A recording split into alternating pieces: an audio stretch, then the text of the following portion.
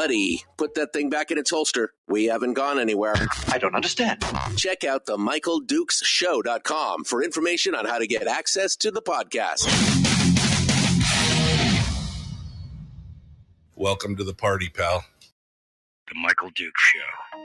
I have 2 guns, one for each of you. Firearms Friday. As Thomas Jefferson stated, it is the right and duty of the people to be at all times armed. Say hello to my little friend. I say that the Second Amendment is, in order of importance, the First Amendment.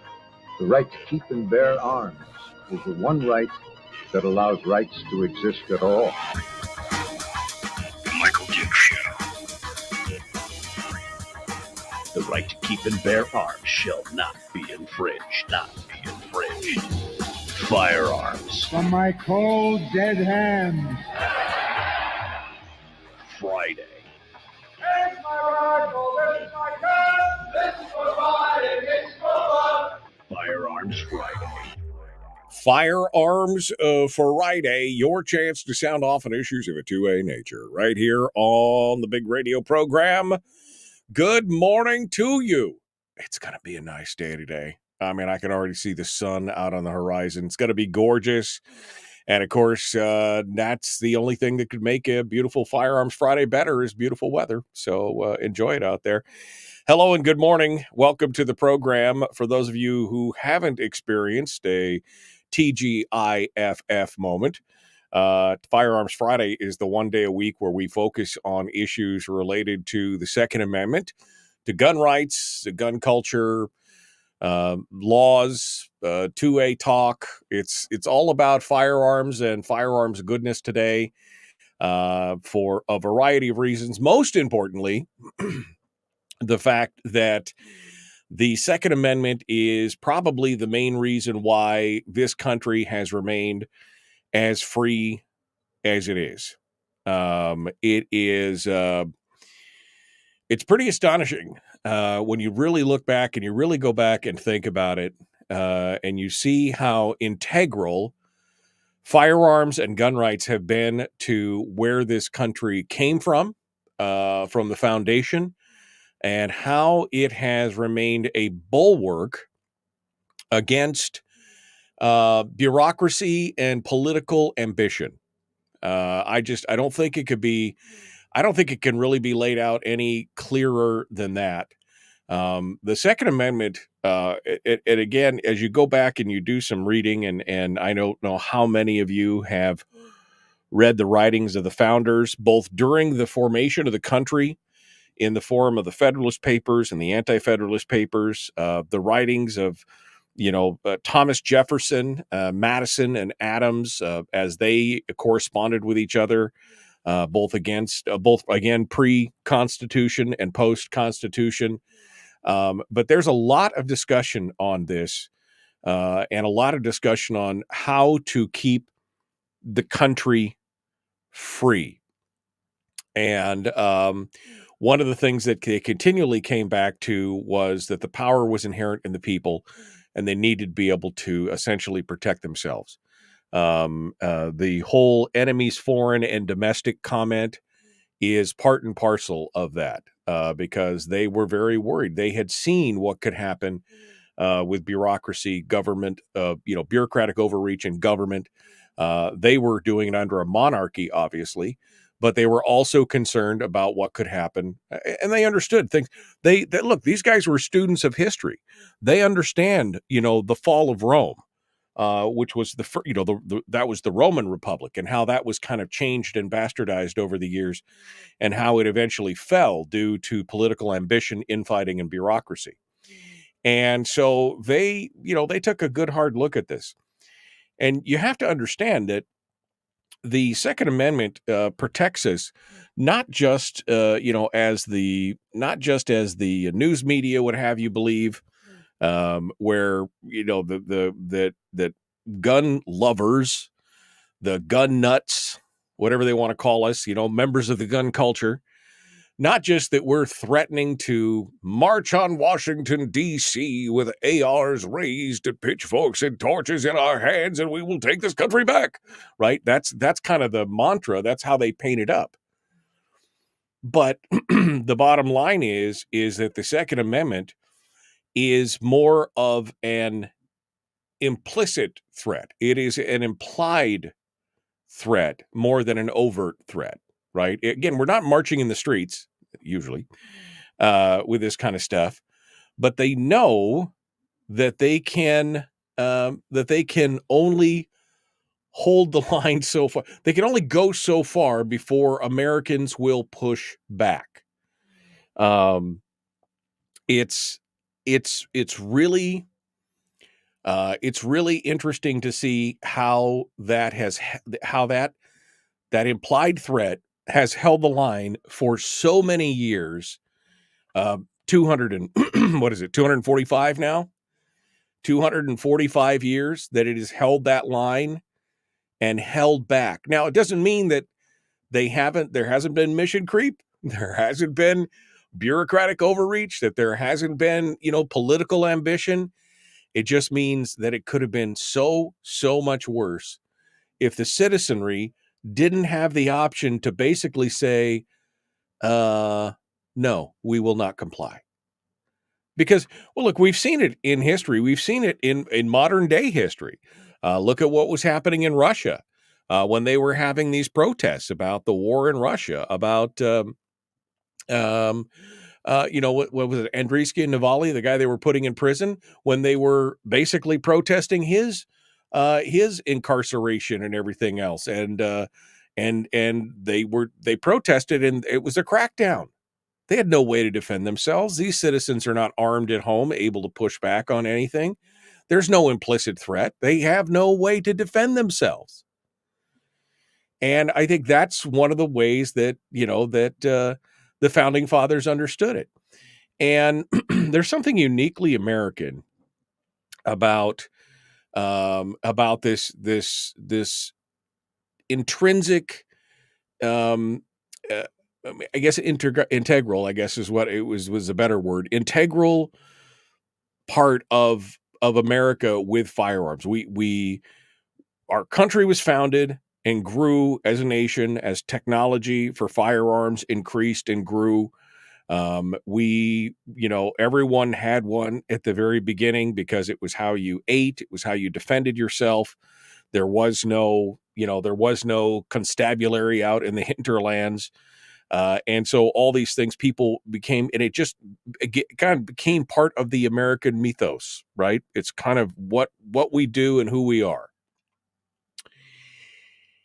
And in the long run, it has an effect. And if you doubt that it has an effect, then really all you have to do is look to the civil disobedience that people have displayed for firearms laws themselves. And some of the biggest examples are like the New York SAFE Act. The New York SAFE Act is the act that would ban assault rifles in the state of New York, which may have been easy to enforce in New York City, but in upstate, rural New York, where there is, they are estimating to this day, and we're going on, gosh, what is it, 10 years now? They estimate that the compliance rate is somewhere around 4%. Meaning it may be illegal, but people just aren't turning them in. They're just not, they're not reporting it. They're just being quiet. They're being, otherwise law-abiding citizens. They're not hurting anybody, but they're holding that, back in their, in their attic, in their basement, in their back of their closet. They're holding it somewhere for that just in case moment. They're refusing to comply because many people understand that if you disarm everyone, only criminals will keep the guns.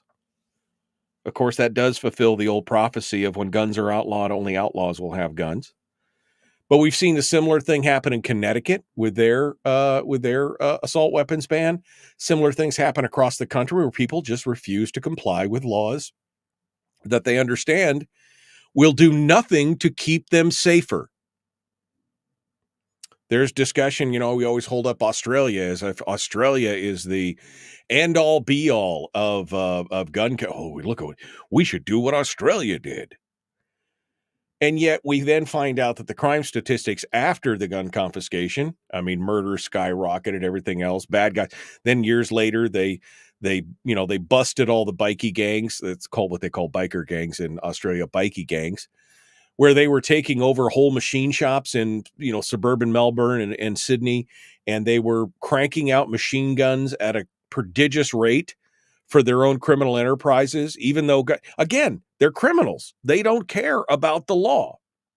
And then we find out that, years later, that the confiscation or the turn-in may not have been complete as they expected, that there are more and more people who are coming out and saying, they may have turned in the 300,000 guns or whatever it is, but that's not all there is. That there's still a lot more. A lot of people just went out and buried them behind their barn or whatever. It's, it is something that it's just, you find hard to believe. And the question, of course, is, well, why do they want to outlaw? Why? Well, first of all, it's a matter of people wanting the citizenry to be mutable, to be controllable, that there is an elite class that believes in their heart of hearts. I don't think it's some kind of evil overlord stroking his mustache somewhere, up in the chamber saying, I'm going to take over everything. I think that many people have fallen for what I call the narrative.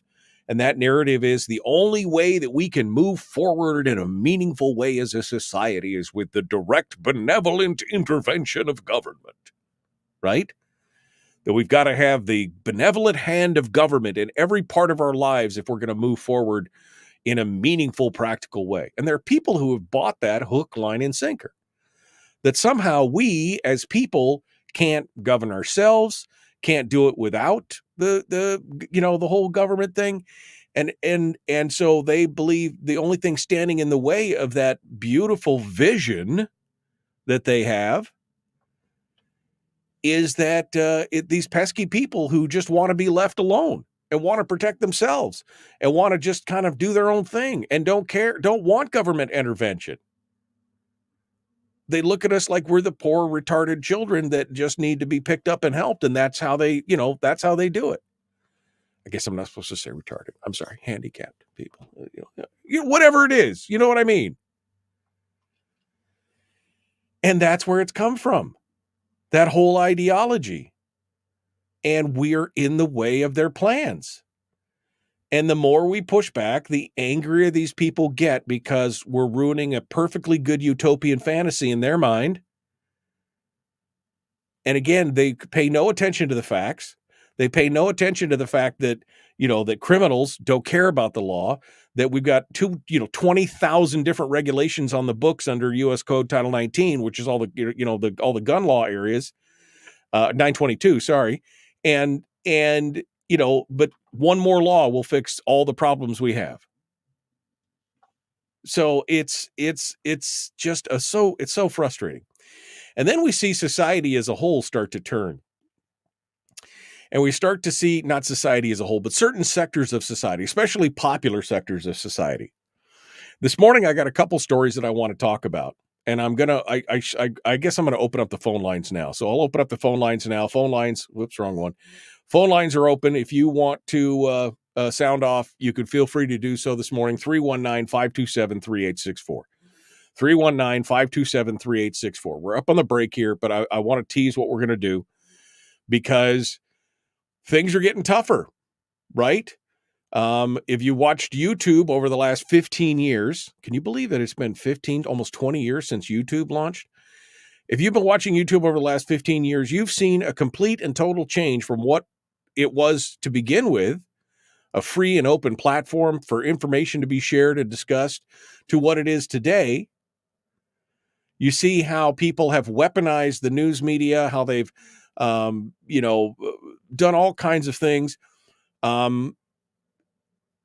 Where's the guy from down under? Would be nice of him to call. We're going to talk with, we were going to talk with Chris And we didn't. Why? Oh, because it was the 4th of July. Okay, I got to send Chris Howard an email. I got to send him an email. We'll apologize to him and get it down. But we've got these platforms now that people are using for their free speech, and yet they're being slapped down. Firearms Policy Coalition. We're going to talk about that. We're going to talk about one of the largest and oldest YouTube gun channels, Hickcok45. There's a new announcement that came out just 36 hours ago or something. We're going to talk about that and an update and some other things. So that's all what's going to be coming up, and we're going to continue. But before we do that, we got to go pay some bills. But again, the phone number is open, 319-527-3864. In hour 2 today, Top Shot Chris Cheng joins us. And then we'll finish up this morning with Willie Waffle from wafflemovies.com. All right. We will be back with more. The Michael Duke Show. Don't go anywhere. We'll see you in just a second.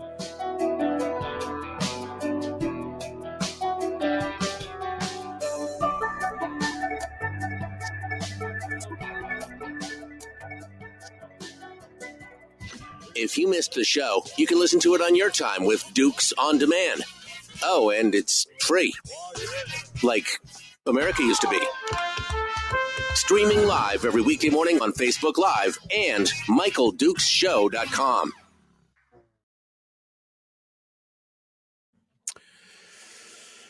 Okay.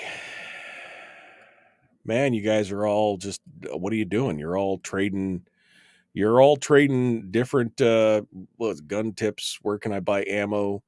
The 9/11. Yeah, the Strike Point thing. I just saw it this morning, and I was busy doing some other things, so I really didn't have to get a chance to get into it. And I saw the headlines of a couple different places. Many 911 emergency call centers across the state are not working.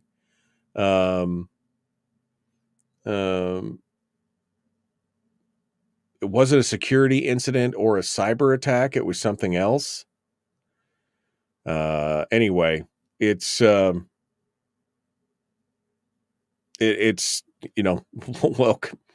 to the party, pal. Welcome to the real world.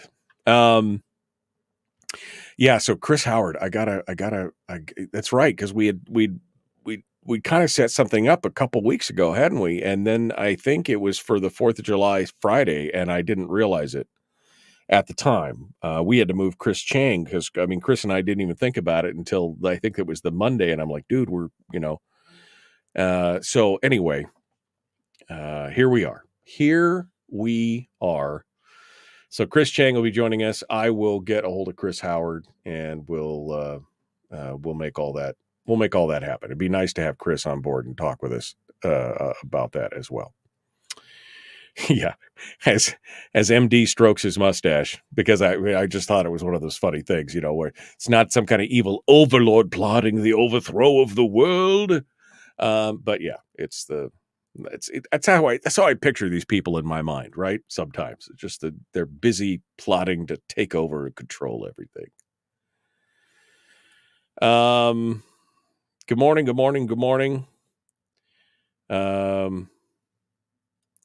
Need to interview, says Greg, Ian Reed in Homer. He experienced the Aussie gun confiscation, and he tells quite a story. I would love to do that. Greg, if you want to you have my contact information. If you want to give him my contact information and put it together, I'd love to. I would love to do that. Miguel says, as always, California now charges an additional 11% when you purchase a firearm, meaning a 19% tax. Wow. What happened to we the people? Oof. 19%. It's behavior modification through taxation. They're always trying to do that to you, right? Whether it's an alcohol tax or a sugary soda tax or a gun tax, it's always they're trying to modify your behavior, prevent you from doing something, or it's just one of those things. Yeah, libertarians plotting to take over the world and to leave you alone. That's what I want to do. Just want to take over the world and then let you do your own thing. It's just do it. Just do it. Okay. Whatever else. I don't know. It's Friday, man. I got so much stuff to do. I know. I should. I don't want to complain to you guys. It's just I got so many balls in the air.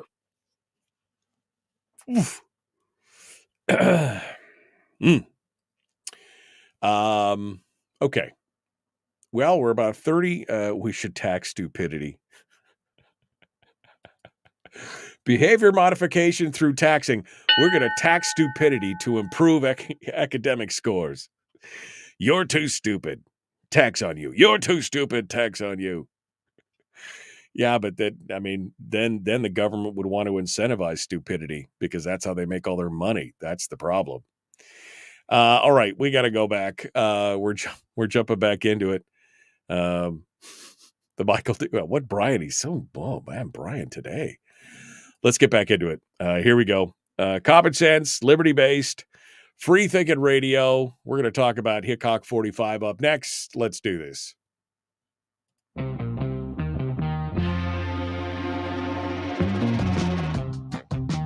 What the hell is an assault weapon? Does that mean that if we hurt your feelings, you should consider the Michael Dukes Show assault radio?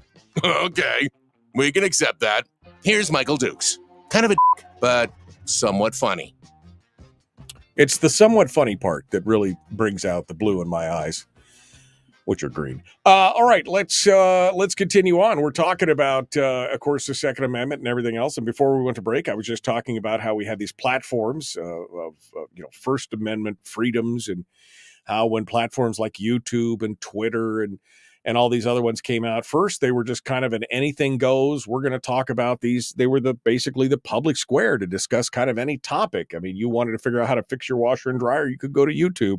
You wanted to figure out how to build an AR-15, you could go to YouTube. You wanted to figure, whatever it was, all kinds of stuff. But of course, that's all changed.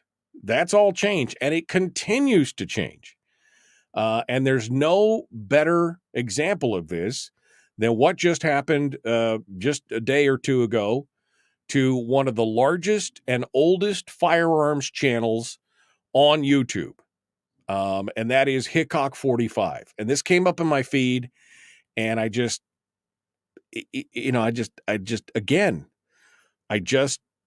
threw my hands up in the air and shouted at the TV because why is this the policy? Now, before you all go wild about, well, you're on YouTube. Well, yes, I'm on YouTube because it's essentially, I'm on Facebook, I'm on YouTube, I'm on, why?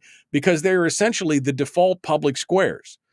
I could go on to Rumble. I could go on to fill in the blank with whatever your other platform is. The problem is that those are much smaller, much less diverse. And I'm trying to reach out to people who may stumble across the show or the channel one day and go, that kind of makes sense. So this came out, and I got you, Brian, here. I got that. But I want you to hear what Hickcok45 had to say. He put up this video about 36 hours ago. There is a little, and I apologize. There's a little echo in the audio, or some kind of problem I didn't notice until right before the show. There's a little bit of an echo in this audio, but it's understandable. So this is what Hickcok45, he and his son, put up on their channel, all three of their channels, about 36 hours ago. That just, again, was another blow to freedom, to free expression, and to Second Amendment and gun culture people pretty much everywhere. Here's Hickcok45 talking about it. Hickcok45 and Son here. How y'all doing? Got some bad news today to share with you. And don't know where you're seeing this, whether you're on the Hickcok45 Clips channel or the Hickcok45 main channel or the Hickcok45 Talks channel. We're posting this on all 3 channels today. We just had a chat with our Google rep, and John, you want to share? Yeah, he shared some unfortunate news with us. Some of you may have seen that YouTube changed their policy on gun videos on June 18th, and we were not aware how much that was going to affect us until very recently when we just talked with our Google rep, as Dad said. And you may notice that our videos posted since June 18th have been removed. And the reason for that is because essentially the new policy that pertains to this video and what the problem is here is that all sponsorships from companies that are either firearms companies or companies that deal in firearms accessories are a complete violation of YouTube's policies. And any videos posted with sponsorships of that kind post June 18th will make your channel subject to being completely terminated. Strikes and termination, right? And any video before that is subject to the video itself being terminated. So prior to June 18th, the video itself is at risk. Post June 18th, the entire channel is at risk. And as you know, we've had sponsorships like that almost the entire time we have been doing this. So it pertains to probably 95% of our content. So we are at the risk of losing everything and having to almost start from scratch. You know, trying to be optimistic. Hopefully something, can be done and we can figure out a way, of course, to keep rolling. All these things that were perfectly fine for, 15, 20 years. Yes, exactly. All of a sudden are horrible. But make sure that you are subscribed to the channel you're watching and then also the other 2. So Hickcok45 Clips, Hickcok45 Talks, and then the main channel. Right, because it may be the only way we have to communicate with you moving forward. But we'll see what happens. We're trying to be optimistic, and we hope we can still keep giving you guys the content that you like to see. Right, and I'm still hoping for that big movie role in Hollywood. I don't want to quit doing videos. That's right, exactly. Yeah, I'll get that call one day. Yeah, it's coming any day now. So, anyway, thanks for watching, and we'll keep you apprised of the situation. Life is good. Hickcok45. So this was, again, posted about 36 hours ago. Now, there was an update this morning. And this is what kills me. Hickcok45 is a channel with Hickcok45 is this is not some podunk little channel that's being attacked by YouTube/Google, because Google owns YouTube. This is not some little channel that's just, some guy started and he's doing crazy. Hickcok45 is probably the most family-friendly channel out there for firearms, and it has 7.75 million subscribers. 7.75 million subscribers. And on his main channel, not talking about his Hickcok45 Talks or his Clips channel, his Shorts channel. 7.75 million subscribers. This is an effective thing. And here's what kills me.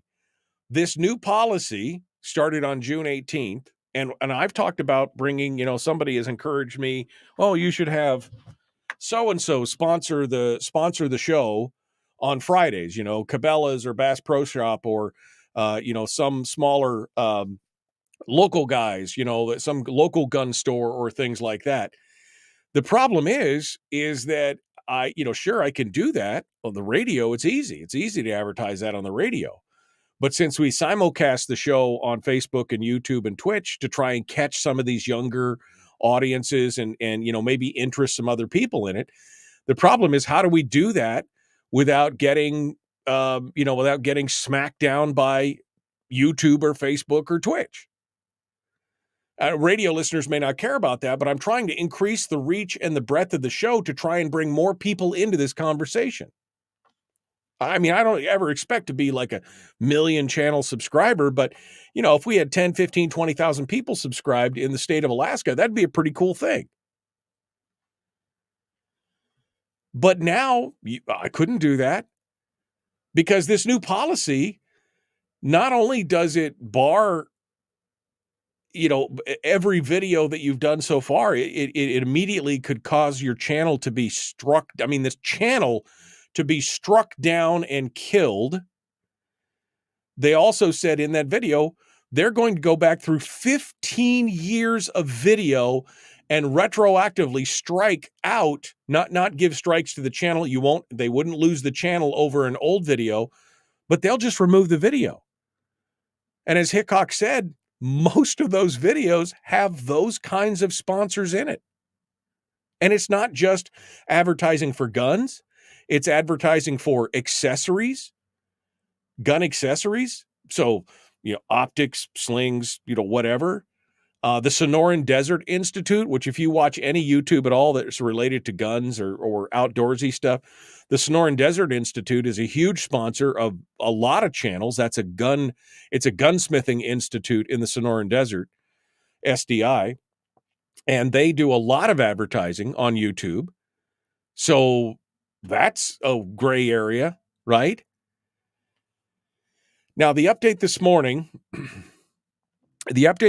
they basically said they had gotten some good news from Google and from YouTube, because apparently enough people had complained to get to the right ears at Google and YouTube. Now, my first thought was, I've had some copyright strikes on this program.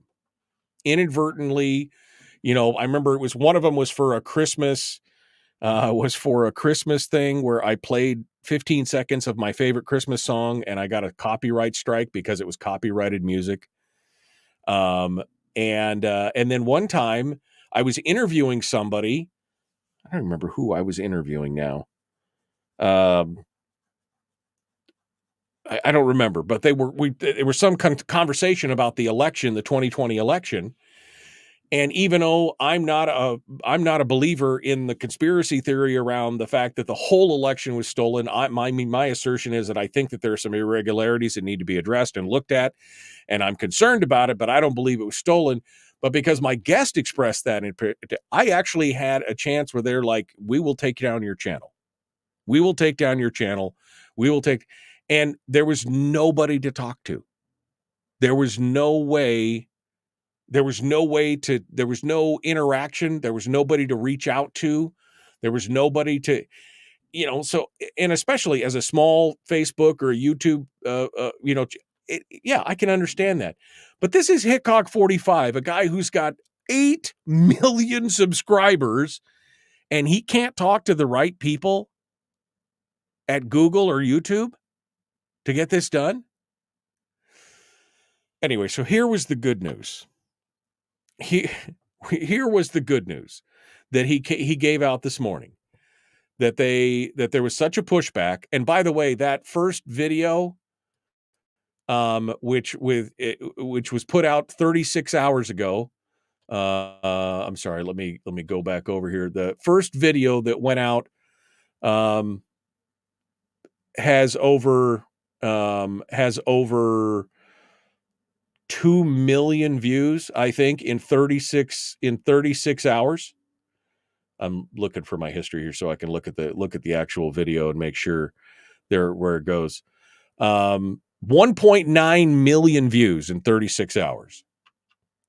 His other video, the good news one, where he tells that he did talk to Google again, that one in just a handful of hours, I think it came out 5 hours ago, has got 350,000 views. So this is a guy who's got a huge following. His second video came out and he said, look, we've talked to them. They said they've given us a way forward where because his son was very concerned, and his son actually said it in the second video. He goes, I've spent my entire adult life from the time I was 21 to where I'm now 36 years old, and I've spent my entire adult life helping my dad run this YouTube channel. He said, so we were scared, because this is now our livelihood and has been for years. This is our livelihood. This is how we do it.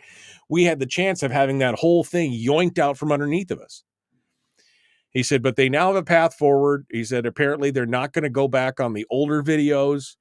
But they've removed every video from June the 18th till 2 days ago. They've removed every video. And now they've got to go back through their archive of something like 1,200 videos and they've got to find a way to selectively edit them, to remove the sponsorships, or do something to make sure that they comply. Now, YouTube is a private company. They can do what they want. But I find it frustrating that you have the de facto public square, which is what YouTube and Facebook, and these are basically public squares. They're privately owned public squares where they continue to change the rules. They continue to move the mark. You know, and the fact that the June 18th new policy went into effect, but they were also going to apply it to older content, that's just incredible. It's just absolutely incredible. And John, the son of Hickcok45, and said, for all of those who said we should just go to Rumble, he said, we've had a Rumble channel for several years. And if you didn't know it, it's because you're not even subscribed. He goes, it's a fraction of a fraction of a fraction of what we have here and the reach of the thing. And the fact that you said we should go start a Rumble channel shows you don't even know we already have one. Why? Because we keep coming to YouTube. But it's frustrating. We are under, and I don't like to use that kind of verbiage to say we are under attack, but we are under constant pressure from the powers that be, from people with an agenda to continue to move. I mean, Google's original, internal little motto was don't be evil. Yet they continue to suppress the free speech of people who are just exercising a fundamental constitutional right. And again, Hickcok45 is farthest from the most ultra radical gun guy ever out there. It's just a fun gun channel. Family friendly. It's insane. All right, we got to go. I'm going to talk a little bit more. Twitter is now coming into the mix. Not Twitter themselves, but reaction to Twitter. There's a story out of Maine with the Firearms Policy Coalition. We're going to talk about that. And we'll take your phone calls. Fred's on the line. I can see Fred. We'll start with him on the other side. The Michael Duke Show. Common sense, liberty-based, free thinking radio. Back with more right after this.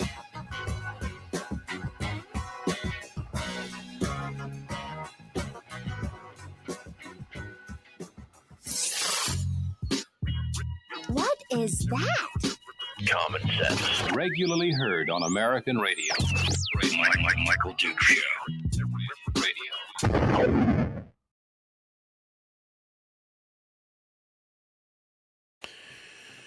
Okay, Fred, I see you.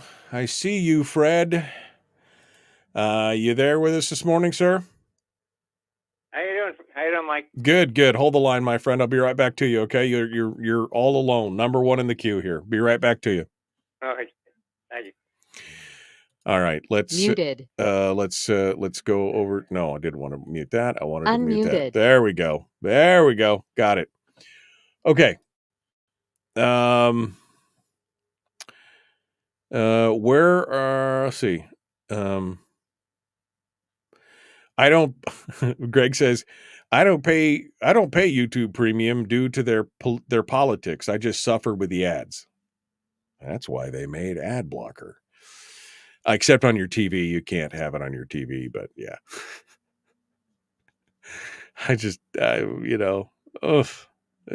just crazy.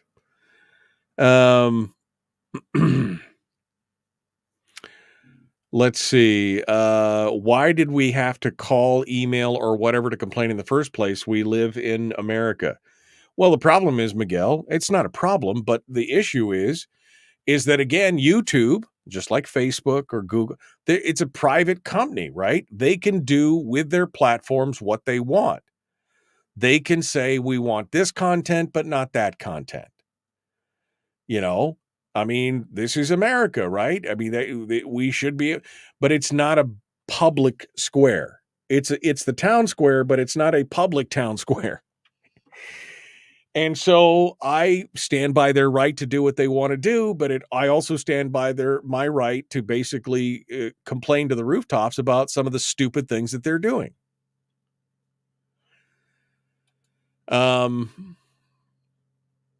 the power to mute and unmute. I mute myself earlier, and now I think. Isn't ad blocker a form of demonetization? Well, I think it is. I think because the ads essentially don't play, then Google doesn't get the revenue, and then the revenue doesn't get shared to certain, to whatever. But yeah, I'm sure it is a form of demonetization at some point. All right. Rick says Hickcok45 used to watch him a lot. Yeah. There's some really good YouTube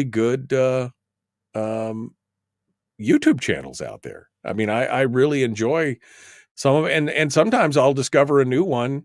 What was the one that I just discovered the other day? I was looking at this new Flux Raider P365. I don't know if you've ever seen that.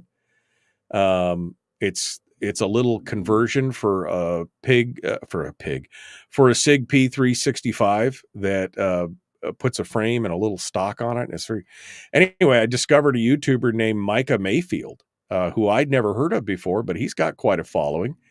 Micah's got how many? He's got a bunch of subscribers. How many subscribers does he have? I'd never heard of him. 215,000 subscribers. And he's fun. He's fun and he's funny. I really enjoyed watching the video with him. So I'm always discovering somebody new. Yeah,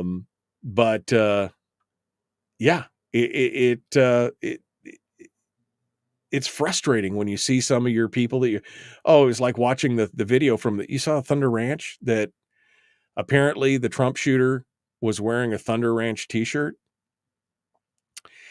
And the owner got up and did his video and just basically said he was sick at heart that I'm not Thunder Ranch, Demolition Ranch. I'm sorry. He got up and said he did a video because he said he never thought that he'd see Trump assassination and his name in a headline ever. And there it was on CNN or someplace that they confirmed that he was wearing one of his t-shirts, which again, you just amazingly frustrating when something like that happens. He's like, look, I'm not doing background checks on people selling t-shirts on the internet. I'm just selling t-shirts. But yeah, Demolition Ranch, Hickcok45. There's a lot of great channels out there that I cannot imagine having had a gun channel for that long and having to jump through all the hoops and then constantly having to look back and worry about whether or not something I said 5 years ago will now cause my channel to get a strike or something like that. It's just, it's insane, Brian says it looks like Facebook is giving the Pew Pew Jew a hard time. Yeah. I mean, again, Facebook has got I do not put the words Firearms Friday into any text when I write a descriptor for the show. Why? Because I discovered that when I stopped doing that, people would get notifications again. Before that, they weren't getting notifications.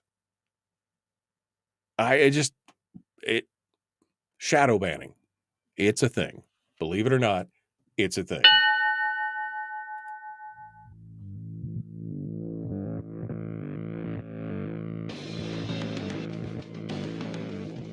What the hell's an assault weapon?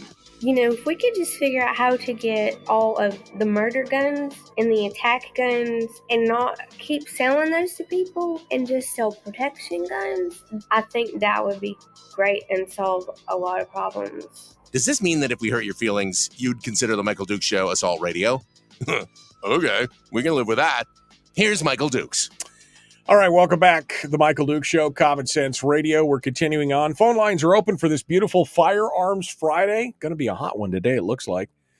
We're going to continue on with some phone calls. 319-527-3864. Fred, who listens every Friday all the way from Rhode Island, joins us this morning. And we'd love to hear what he has to say. So we start with him right now. Good morning, Fred. What's on your mind, sir? Good morning, Mike. I have a quick question before I say anything else. Question is, in the media industry, whether it be YouTube, whether it be radio, FM, AM, video, television, whatever, isn't there a policy set by the FCC, the government, who regulates and oversees, commercial broadcast activities, that there has to be a non-discrimination, a no discrimination policy? They cannot discriminate. No, as much you can't discriminate like a real estate company cannot discriminate against who gets what house, who can rent what apartment, based on anything at all. It has to be open and free to all who apply and are there. I mean, isn't there an underlying policy as to how these people get a license to do what they do in the broadcasting business? No, if they violate that, they can have their license pulled. Not specifically. I mean, there's the airwaves themselves are public airwaves, right? And so when the FCC licenses you, they license you to utilize the public airwaves, but they can't control speech. I mean, there's a decency clause about some of the things that could be said on air, indecent words or descriptions, or some things on that. I think what you might be referring to is something that is known as the equal time clause, and that has to do with political speech, where, you can't give more time to, one candidate without allowing or offering the time of equal time to another candidate of an opposing viewpoint or anything else. I mean, the problem is that the airwaves, and whether it's, a video on YouTube or it has to do with free speech, right? That's why you can have whole talk radio stations that are dedicated to conservative talk radio. They don't have to, they're not forced by the FCC to say, well, if you have 1 hour of conservative talk, you must have 1 hour of progressive talk. That's not how that works, because again, that would be regulating the speech, and it comes back to the free market. Liberal talk radio shows, progressive talk radio shows have failed by the dozen, while conservative talk radio shows have found their niche in AM radio or in radio stations. So it's whatever the market will bear there. But no, there is nothing that says you can't have discriminatory speech. You can have derogatory, maybe again, kind of the derogatory, the profane. You can't say certain words. You can't, but you can talk badly about somebody. If you want, you can be derogatory, or you can be argumentative, have a strident point of view. And there is no FCC guideline that says, you can't do that, or you got to have, if you make an argument, then we've got to find somebody on the other side to make the opposite argument. There is no law on that. Okay. Thanks for pointing that out. I never really understood how that worked. I mean, I knew they had to think about profanity, and they set the guidelines for that.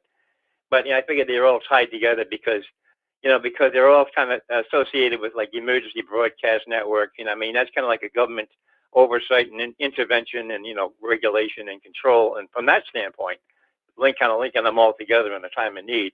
However, beyond that, I think it boils down to people exercising the power of the pocketbook. Once again, YouTube, maybe start boycotting them, shutting them down, going to alternatives, emphasizing new alternatives, startups, whatever it takes in order to give them a black eye and kick them in the pocketbook and say, look, keep it up, and you're gonna be selling pencils in the street because your YouTube channel is going down the tubes. And we're just gonna boycott you till it happens. So if they want to cut their own throats in that respect, people stand up and exercise their prerogative, saying, yes or no. Either you're gonna be fair about it on your own, you're gonna admit to it and play fair, or we're gonna put you out of business. End of story. You're gonna have two users left in the world. Well, I mean, and that's gonna be it. It's a great idea, Fred, and I mean, it's been talked about for years. The problem is that when you have essentially a quasi monopoly on that space, for example, let's talk about, for example, YouTube, right? When you have a quasi monopoly on the space, it makes it very difficult. As Hickcok45 said, they have a Rumble channel, right? Rumble has none of the restrictions that YouTube does or anything else. And of course, when he came out with his video, a lot of the comments were, well, you should go to Rumble. And his reply was, we've been on Rumble for years and you didn't even know it. You want to support us. The problem is that they have a dominance in the market that's almost insurmountable. And so you can refuse to pay them money. You can refuse to give them a subscription fee. You can do whatever you want to do.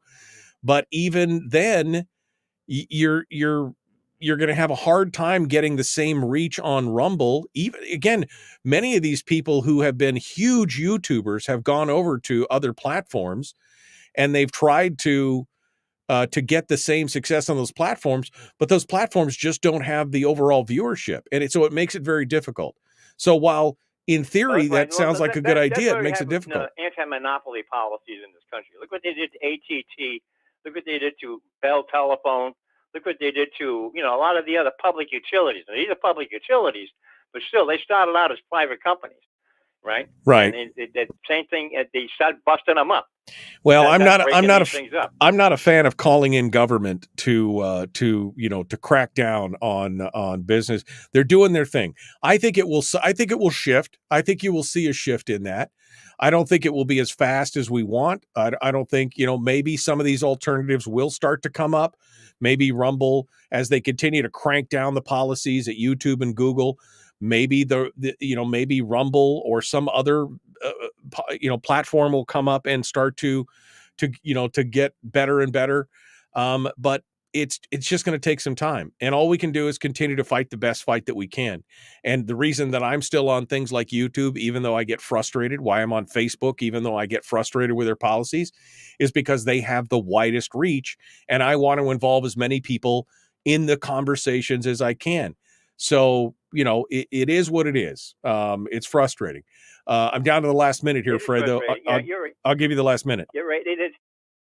Okay. The other thing is, you've got to be, and in all fairness to AM radio, Soros family should be prohibited, by, from purchasing all these radio stations and taking over the AM market. I mean, that's an obvious what's going on there. He's just trying to kill AM radio, because that's one of the last bastions of free speech we have as far as the conservative and the two-way world. Well, he's out to destroy that. That has to be prevented. Yeah, there is a restriction on in its track. Right, there's a restriction on foreign ownership. They can only own up to a certain percentage of any FCC licensed broadcast station in the United States.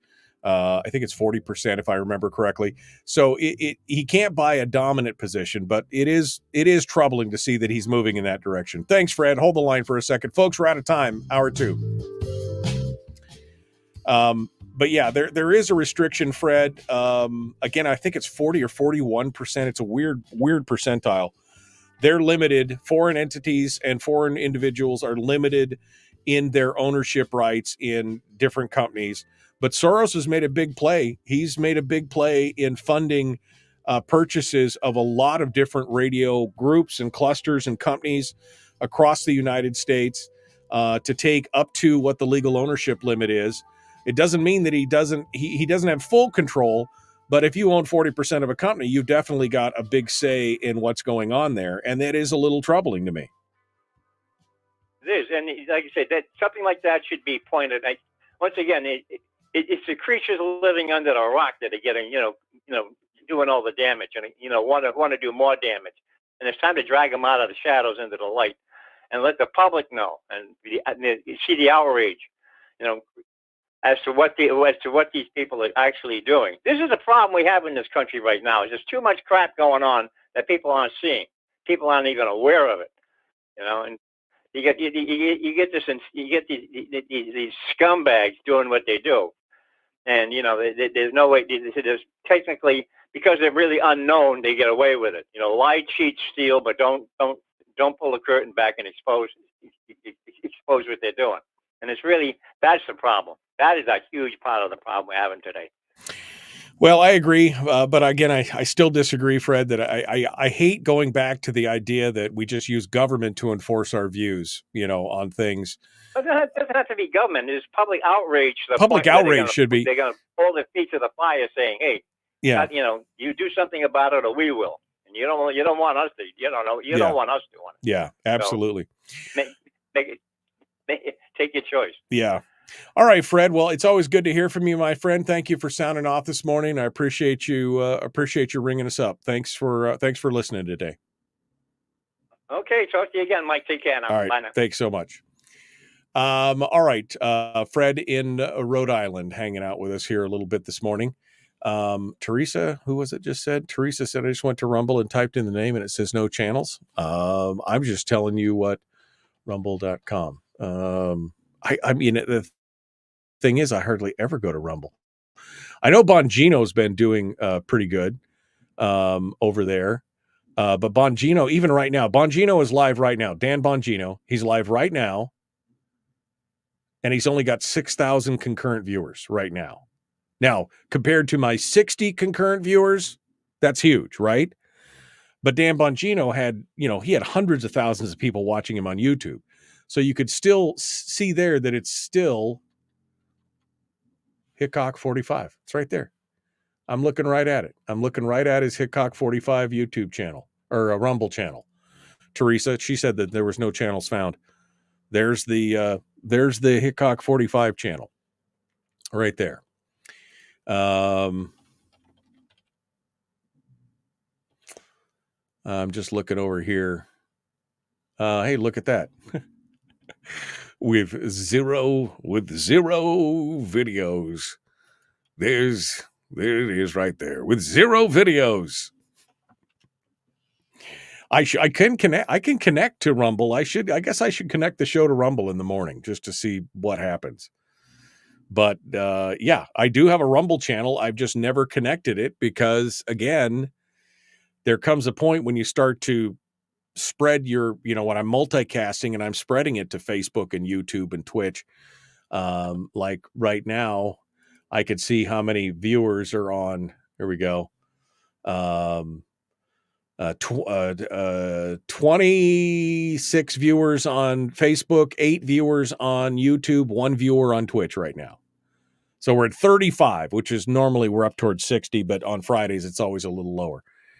But I mean, I could split out. I could pull Twitch off the thing because Twitch only usually has 1 or 2 viewers, and I could move it to Rumble. I mean, I'm not opposed to that. Maybe that's the direction we need to go. I don't know. It's just so frustrating. Again, the problem is that it's a moving target, right? Hickcok has been doing things for 15 years, and then all of a sudden they arbitrarily decide, nope, can't do that anymore. You've built your whole channel around these sponsorships and everything else, and because they demonetized a lot of the gun channels for ads. A lot of the gun channels couldn't get ad revenue anymore, weren't getting paid by YouTube. So they were making their money off the paid sponsorships. And so it's just another way to try and demonetize them and force them out of the space. They don't care about the channel. They don't care if some channel's got 8 million views. They just don't care.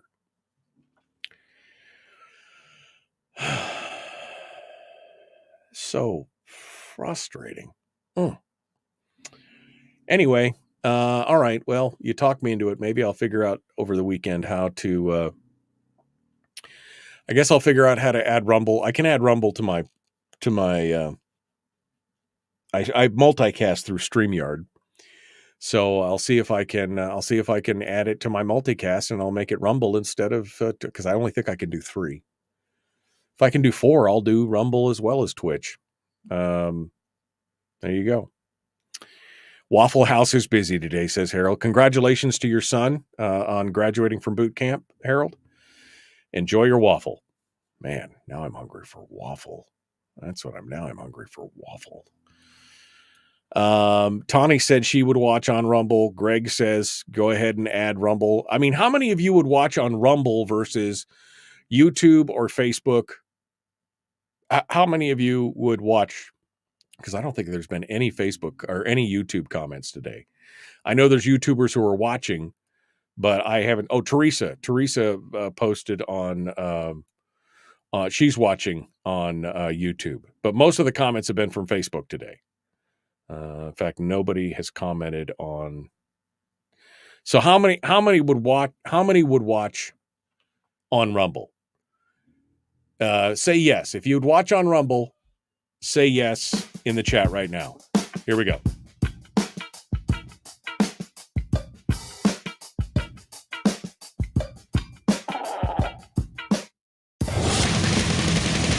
Whoa, buddy. Put that thing back in its holster. We haven't gone anywhere. I don't understand. Check out the MichaelDukesShow.com for information on how to get access to the podcast. Welcome to the party, pal. The Michael Dukes Show. I have 2 guns, one for each of you. Firearms Friday. As Thomas Jefferson stated, it is the right and duty of the people to be at all times armed. Say hello to my little friend. I say that the Second Amendment is, in order of importance, the First Amendment. The right to keep and bear arms is the one right that allows rights to exist at all. The Michael Dukes Show. The right to keep and bear arms shall not be infringed. Firearms. From my cold, dead hands. Friday. Take my rifle, this is my gun. This is for fighting, it's for fun. Firearms Friday. Firearms Friday, your chance to sound off on issues of a Second Amendment nature right here on the big radio program. Welcome to a beautiful Friday, the beginning of the weekend. I mean, I know we still got work to do today, but you can smell it from here, can't you? 2 days of freedom, where you get a chance to do what you want to do. Unless, of course, you have to work. I'm sorry. If you do, I apologize. But yeah, so here we are.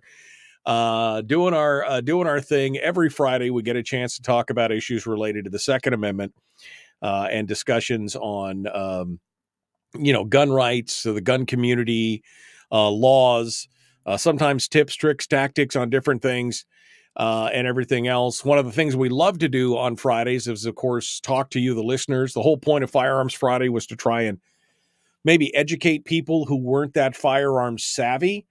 And try and give them some good advice to try and counteract the mainstream news media's narrative, the political talking heads narrative about how guns are the root of all evil in society, and it's a pandemic of gun violence and all the other kind of stuff that's out there. And to show that, no, it's actually not, that guns are one of the things that have kept us as free as we are today. So we love to talk to you as well. That was all a lead up to tell you that the phone lines are open at 319-527-3864, 319-527-3864.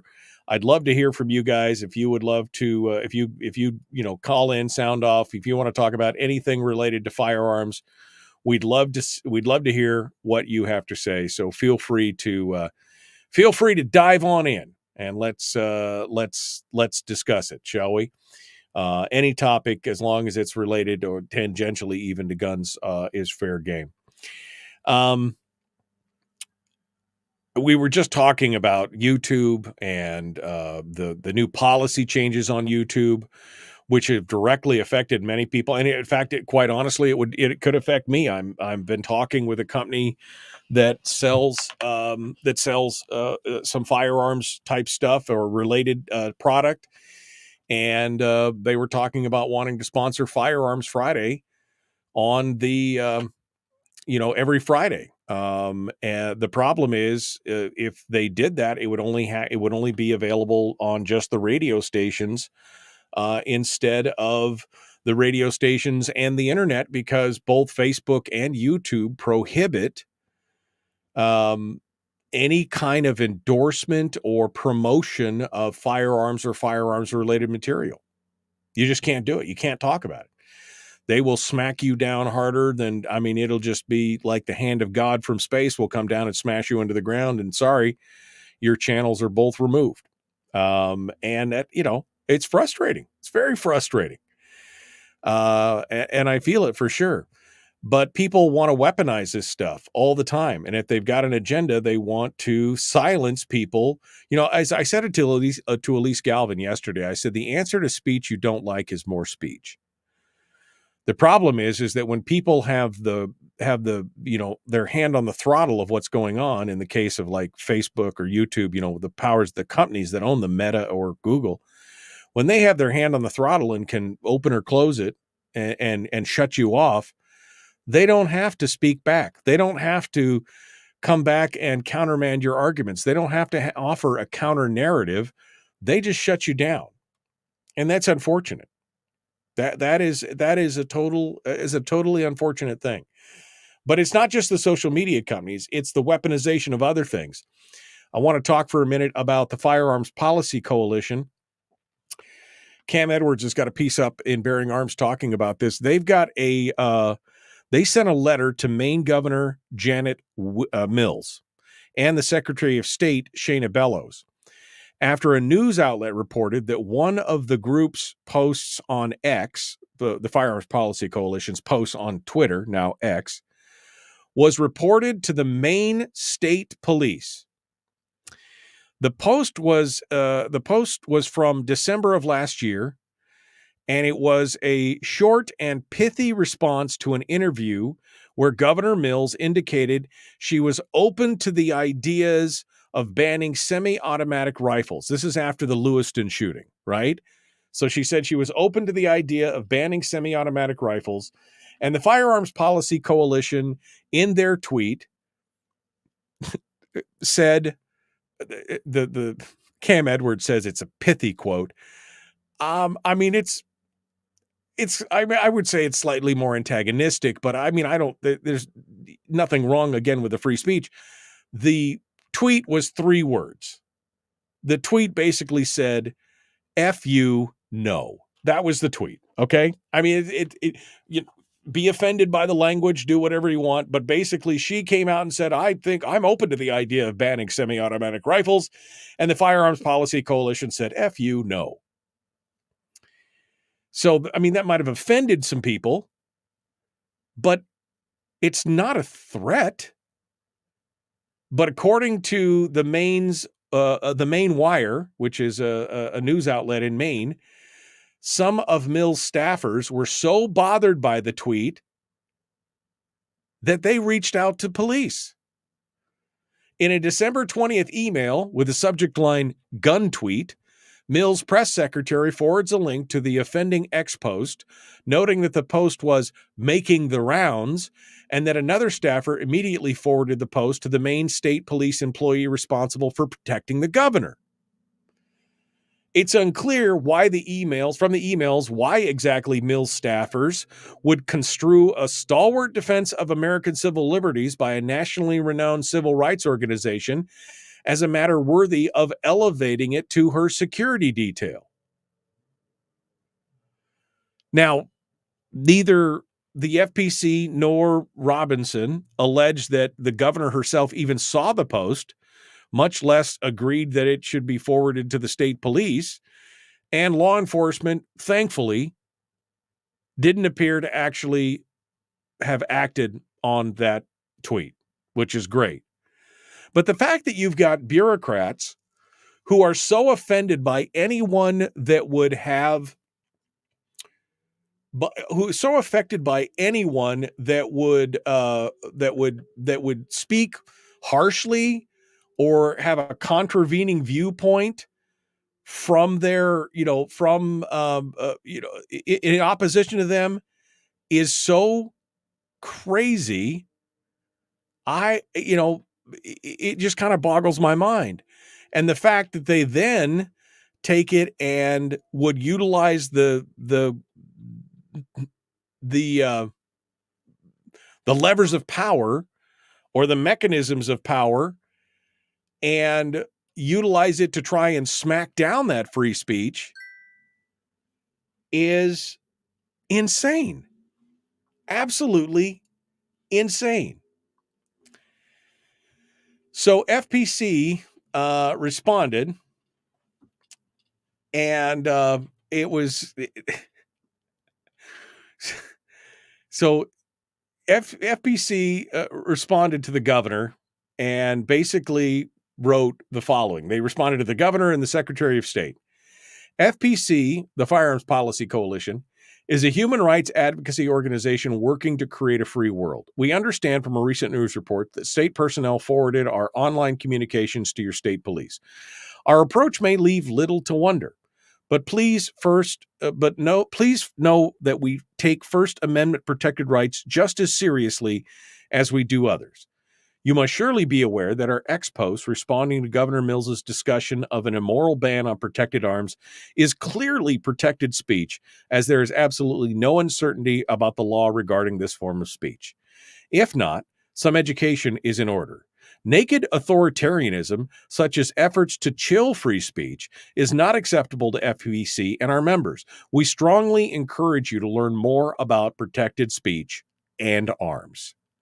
Best, Brandon Combs, President. By the way, we're sending a copy of this letter to your state police commissioner to save you the trouble this time. But that's the thing. It has a chilling effect. Just like YouTube is chilling people like Hickok or Demo Ranch or Garand Thumb or all these other guys who have been utilizing sponsorships from places like, SDI or Last Line or some of these other companies that have been supporting these gun channels for years. It's a chilling effect. They're effectively trying to freeze them out of the marketplace to where their ideas, because they cannot compete on an intellectual level with the ideas, and they still see that these channels get millions of subscribers and millions of views. Because they can't compete with that in some kind of counter narrative, then they use the power that they have to chill that. In the case of YouTube or Facebook, the parent companies then just make a policy decision and decide to change the policy to affect them all. In the case of something like this in Maine, the bureaucrats are then utilizing the power of the police force in this, by saying we're sending this out here to try and chill that speech. It's coercion. It's a threat. It's worse in the case of the Maine situation versus the Facebook, because again, Facebook and YouTube are private companies. I may not agree with it, but that is their right as private companies to do that. But when a public official or the bureaucrats who work for that public official utilize the levers of government, the power of this implicit threat to chill free speech or other rights, that should be troubling to everyone. To everyone. But here we sit. Where, again, the levers of power are being utilized against people all the time, and there's nothing that we can do on that. Except, again, we're going to make a decision. Do we stay on YouTube? Do we go to Facebook? Do we add Rumble? How do these people get their message out with a platform like YouTube that has such dominance? And then you got these upstarts like, again, Rumble and others that don't have the same reach, and you're still trying to, it's a hard question that people smarter than me have wrestled with. All right, we're going to go. Chris Cheng, Top Shot champion. I sent him the link a little late, but he's Johnny on the spot, man. That guy is like, woof. So we're going to continue here in just a second. Chris Cheng, Top Shot champion, season 4. Up next, the Michael Duke Show, common sense, liberty-based, free thinking radio. Here we go.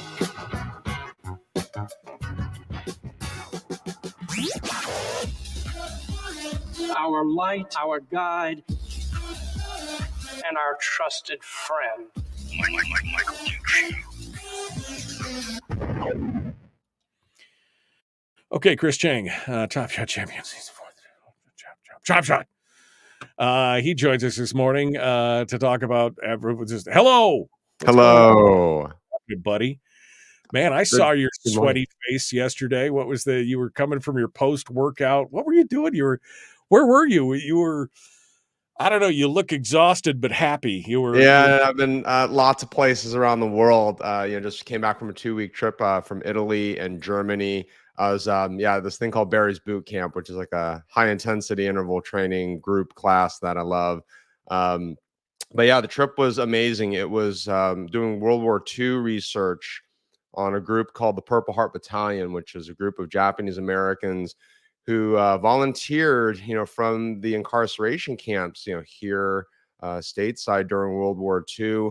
The unjust incarceration of 120,000 Japanese Americans was, one of the darkest periods in our country's history. But these volunteers came out of the incarceration camps. They're innocent, no due process, families just thrown into these camps, yet they volunteered to serve with the U.S. Army.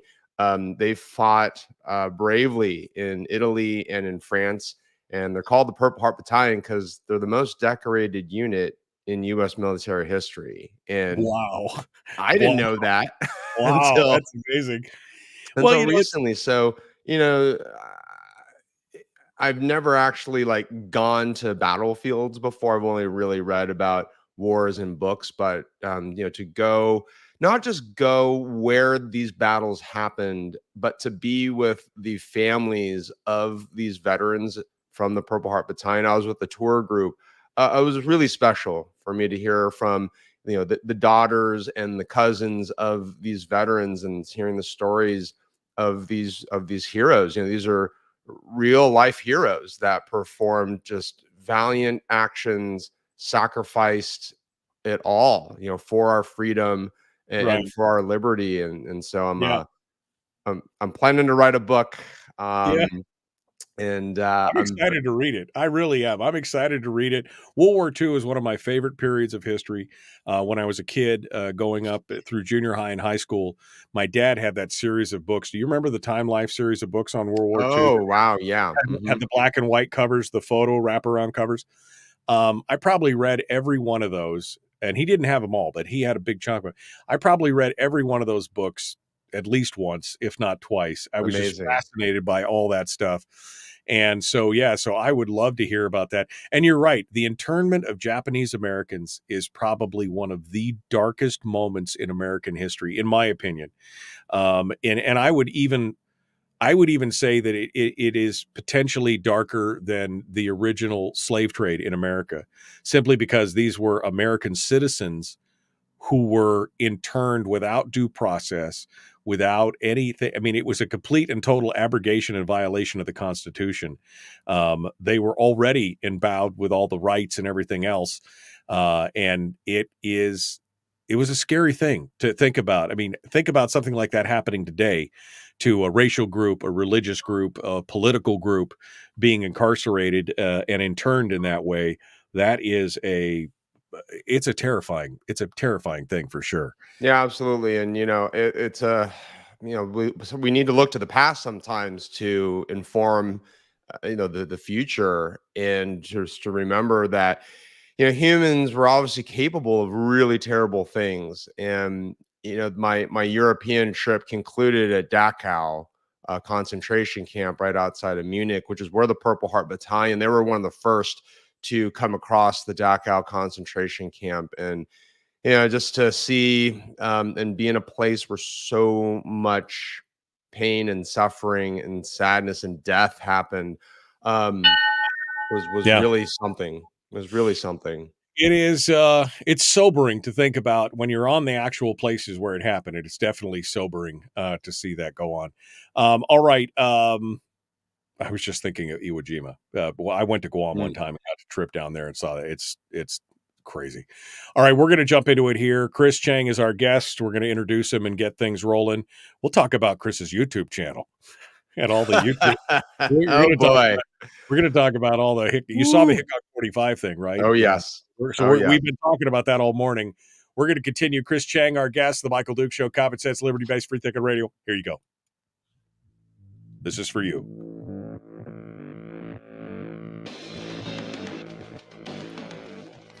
What the hell's an assault weapon? If we could just figure out how to get all of the murder guns and the attack guns and not keep selling those to people and just sell protection guns, I think that would be great and solve a lot of problems. Does this mean that if we hurt your feelings, you'd consider the Michael Dukes Show assault radio? Okay, we can live with that. Here's Michael Dukes.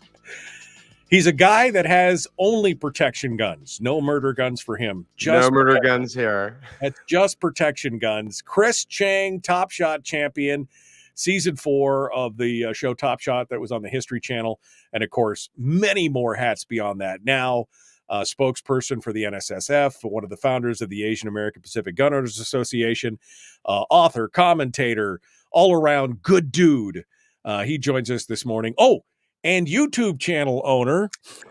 Yes, I'm a YouTube channel owner.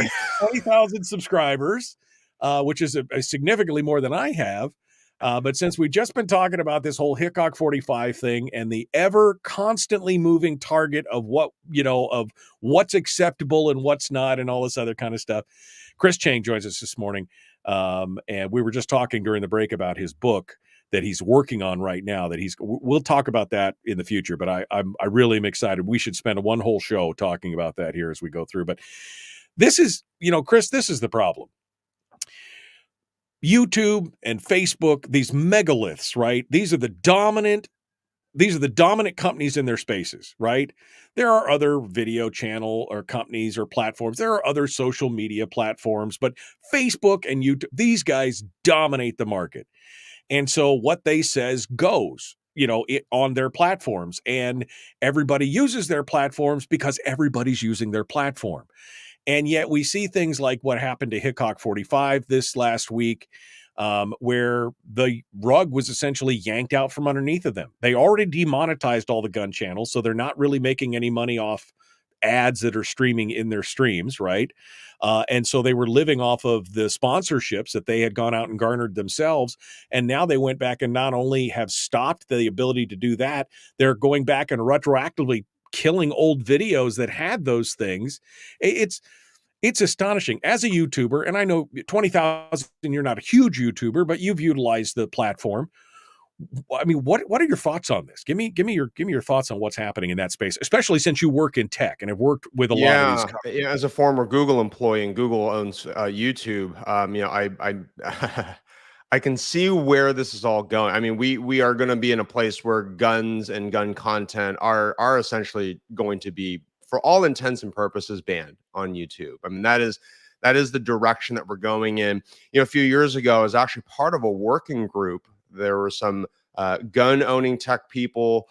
We had a series of meetings with YouTube policy folks and executives, and we're trying to explain to them some of their policies and how illogical and how also just unenforceable some of them were. Things like they considered any modification to a firearm to be in violation of policy. But what's a modification? I mean, just to give you a sense of how silly it got, they thought if you put your pistol in a holster, that the holster was a modification, right? I mean, that was just absolutely ridiculous. And so, at the time, we were able to course correct some of that. But, policy is often a result of whoever is in leadership at that given place in time, right? So while we may have made some progress 5-6 years ago when I was on this task force, I'm sure there's some new leaders and the old memories, left with the old leadership. And so, this hamster wheel that we're on, it's unsustainable. And like you mentioned, a lot of my YouTube friends who are gun tubers, they can no longer make a living on the platform or Instagram for that matter. When you have all these other influencers who are making money, hand over fist, through advertisements, etc. So it's really unfair that guns and gun owners were being singly called out, discriminated against, how our content is getting demonetized and deplatformed. And the solution oftentimes for a tech problem like this is some other platform needs to step up. And like you said, there are other platforms out there that are gun-friendly video and social media platforms, but they just haven't gotten that critical mass. And I hope one of them does. one of these days, because clearly the whole video platform, creating video content with guns is incredibly popular, incredibly lucrative, Right. and it can be a win-win-win situation for Yeah. for users, for gun tubers, and for advertisers as well. And just to put things in context, I find it astonishing that Meta, who owns Facebook and Instagram, is fine and okay with girls on Instagram promoting their OnlyFans pornography channels on Instagram, and these girls making money on Instagram to do that and then driving people to their OnlyFans channel, yet they can't have a guy standing there with a gun showing off his latest Gee Whiz Go Fast because that might offend somebody, because that hurts somebody's feelings or anything else. What about people's feelings who are hurt by the fact that you're promoting pornography? I mean, that, that's a whole nother thing. It's not that, again, free speech is fine, but I'm just saying it's this double standard that I'm seeing in everywhere. And you're right, these gun channels are huge. Hickcok45 on one channel alone has almost 8 million subscribers, and he's got 3 channels. But they don't seem to care about those eyeballs. They don't care about. They don't care, because at this point, right, 8 million subscribers on YouTube. Yes, I mean, like, huge props. Hickok and I are like, we're friends, and I mean, huge props, right, to what he and the team have built. But unfortunately for YouTube, right, like, that's just not important for YouTube anymore, right? And that's sad, right? That's really sad that YouTube is willing to look at 8 million subscribers and just say, you know what, we're going to start choking off content, basically kill off this channel. It's just really bad business, and it's just really tech has come such a long way. Some ways good, but in this way, tech has come really far in a bad way, right? Where all of the policy restrictions, choking off content. It used to be a very free place, right? The internet in general used to be a very, very free place. And that's how I would prefer it, right? And let people pick and choose what they do and don't want to see. But the fact that, platforms are just feeling pressure, whether it's from their advertisers or just their own moral or political inclinations, are impacting these policies and what we see. I take the long view on this, where the modern internet is still very young. I mean, I think we can basically say, let's just use the year 2000, right, as a very clear marker. Look, the internet's like, the modern internet is 24 years old. I mean, right, we just graduated from college. It's like our first job.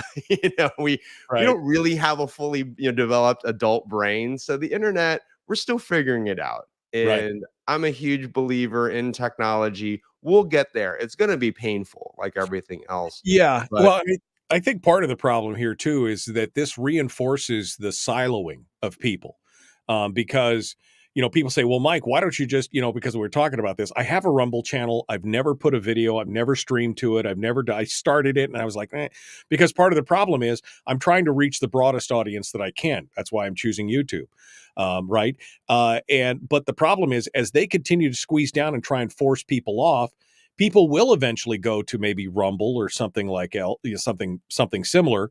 And okay, so say that builds up to a critical mass. Well, now we've just siloed people. So they become echo chambers. Yeah. So people who are watching YouTube are, not seeing any of the freedom or the free speech or the gun stuff or anything else.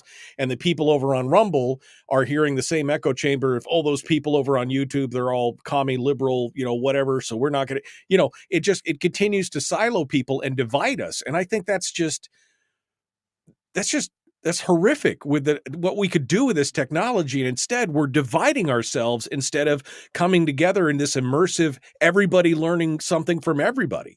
Yeah, I agree, and I hope that eventually the next iteration or the technology solutions to this problem will not be a siloed off community, like to have a video platform that's just gun content. I mean, right, at a high level, sure, like that might sound exciting and neat and cool to a lot of people, right? To be in a community of like-minded people. I mean, yes, but because of all the risks and downsides that you pointed out, we really need, basically what we need is a new Meta, a new YouTube that has all the same functionality and features, but just has different policies, right? That are more freedom focused and have more policies, have policies that are biased towards free speech and not having these very subjective, questionable policies, right? Like for Hickcok's content, why are they taking it down? Why are they demonetizing? It's like the answers aren't even very clear. Right. I mean, there's no due process. There's no way to really appeal or fix things. It's just sort of, Meta has made their decision and that's it. And so, we really need a company that's just better. Just honestly, that's just better at hosting videos and doing this. You have a new mission. As soon as you finish your book, now you've got to start a new social media / video platform that's nothing but free speech, right? We'll see. I have been kicking some ideas around. I'll tease you with that. Oh, wow. Teasing some ideas, man. That's some good stuff. All right, Chris Cheng, Top Shot Champion Season 4. You can find him at topshotchris.com. Unfortunately, we're out of time with him here. Got Willie Waffle's going to be coming up here in a few minutes. Willie, you are working on the book. Chris, you're working on the book. Are you expecting it to be a year, 2 years? You got a kind of time frame? Maybe a year or so. A year would be like best case scenario. You keep teasing me with it, and I know. I want to read it. All right, well, we got to go. Hold the line here, Chris. Folks, we'll be back in just a few minutes with Willie Waffle to kind of lighten up the mood because we've been a little agitated all morning with the entertainment report, The Michael Dukes Show, Common Sense, Liberty-Based, Free Thinking Radio.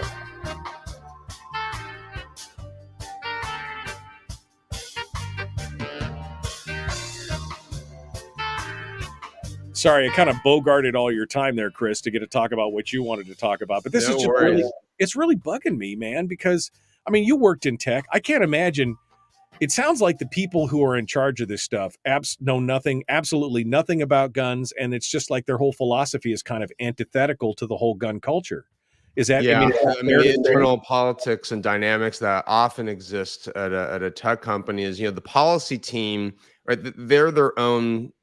They're a team, right? They usually fall under the legal department or sometimes like operations. But the point is, much of the time there aren't pro-gun or even gun owners on the policy team, right? So it takes gun owners at that company from other departments and divisions, right, to internally, send out flags and pings to say, hey, right, I have a friend, right, whose content got demonetized. Like, we need to take a closer look. But without those internal champions, I'll give you one very clear example. One of my friends' name is Chuck Rossi. He used to work at Facebook, and he was a pretty high up person, but he was an engineering director, right? So engineering has nothing to do with policy. But Chuck became a pretty well-known person in the 2A community, where if you had a problem with your Facebook or Instagram page, just ping Chuck. Chuck will help, run it up, the chain. And he was responsible for, correcting a lot of problems at Meta.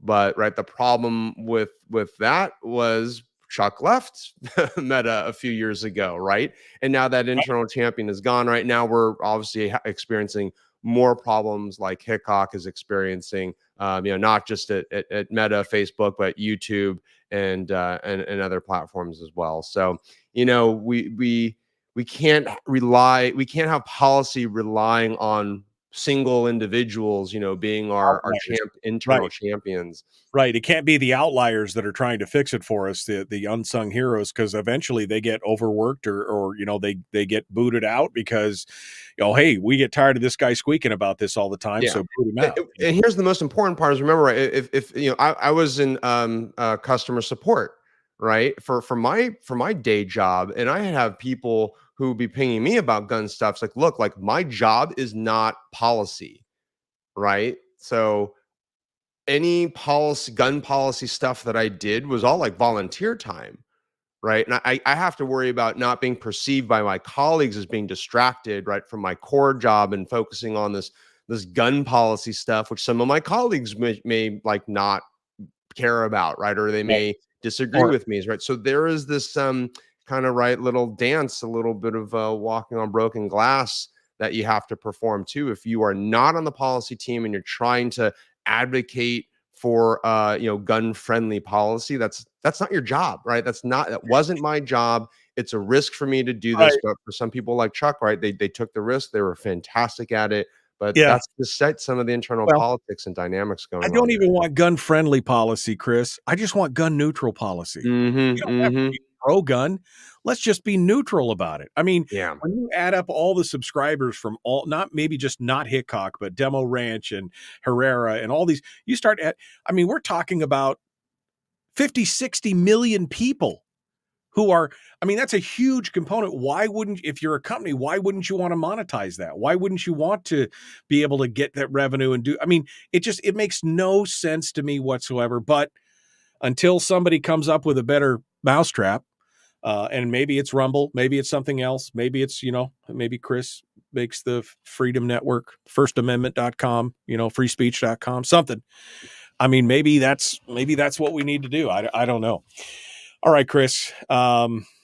It's good to talk to you. Thanks for having me on as always. We need to start doing 2 segments. That takes up more of your time, but we always feel like we get squeezed, and I hate that. So I'm happy to tack on a second session every now and then. Maybe we should start just a little earlier or something. We'll do that because Willie's always at the end, and then we'll do that. But thank you, my friend. It's good to see you. Thanks so much for all you do. I appreciate it. Stay strong. We'll see you later. Guys. Okay. Thanks so much. All right. Willie Waffle Movies, or Chris Cheng up, but now Willie Waffle coming up from wafflemovies.com. He's going to be joining us here in just a moment. So, I think you guys have talked me into it. I will see if I can add Rumble. And if I have to I'll kick Twitch to the curb if I don't have to. I know like I said, there's only 1 or 2 people who are ever watching on Twitch. But yeah, it's something's got to change. Again, I just add up the half a dozen channels in my mind that I watch quite consistently, and most of them have millions of. It literally, we're talking about 50 or 60 million subscribers. Now, probably there's some duplicates in there, but 50 million people. What? It makes no sense. All right, we got to go. The Michael Duke Show. Common sense, liberty-based, free thinking radio. Like, share, subscribe. Willie Waffle's up next. Let me change the light. Here we go.